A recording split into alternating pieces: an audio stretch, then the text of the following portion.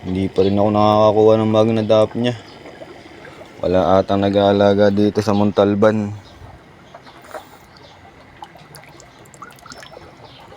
Magnadap niya lang ang kailangan ko guys, baka meron kayo.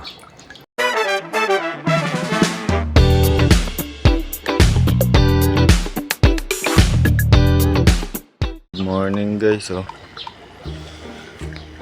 Good news guys, oh, nalagyan ko na ng yung outdoor setup natin. Nalagyan ko na ng cover. Ayun, oh, nakabili na ako ng lona. Buy one take one lang yan eh. Napakaganda, kaya hindi na masyadong mainit. Saktong-sakto lang dito sa pwesto ko. Morning feeding ako ngayon. Ito BBS. Hindi pa rin ako nakakakuha ng magnadap niya. Wala atang nag-aalaga dito sa Montalban. Magnadap niya lang ang kailangan ko guys, baka meron kayo. Magnadap niya. Ito, dried Tubipex na nga pinapakain ko dito. Ang lalaki na kasi nila eh. Kumbaga, hindi na effective yung BBS sa kanila. Kaya kung ano-ano na lang.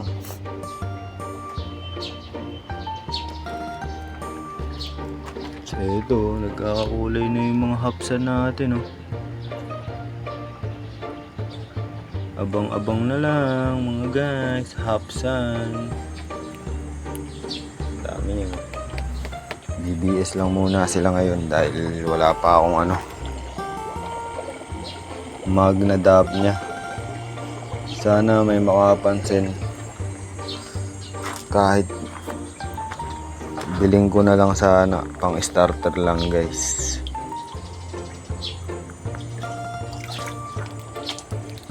Pang starter lang. Para naman makatingin sila ng ibang putahe. Lagi na lang ito. Parang hindi na healthy pag laging ganito. Hanggang paglaki nila. Dapat rin. May iba rin silang natitikman. Ito, nalaki na ito. Parang ayaw pa ata ng iba ng dried Tubipex. Gusto kasi nila gumagalaw. Nasanay sila sa gumagalaw. Pero tingin ko naman lahat sila nakakakain. Ang bilis nila lumaki, oh.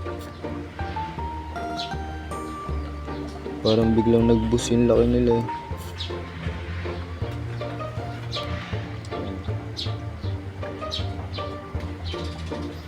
So yun, ito yung project natin guys sa mga nakasubaybay, oh. Ang lalaki na. Ano lang tayo ngayon, morning feeding, kwentuhan lang. Para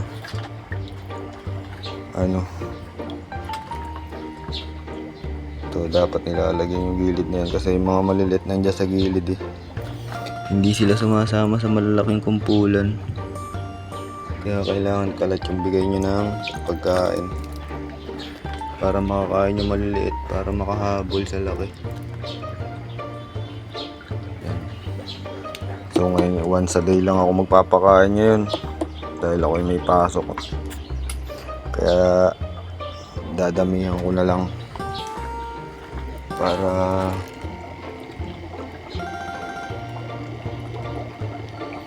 maghapon may busog pa sila. Yan.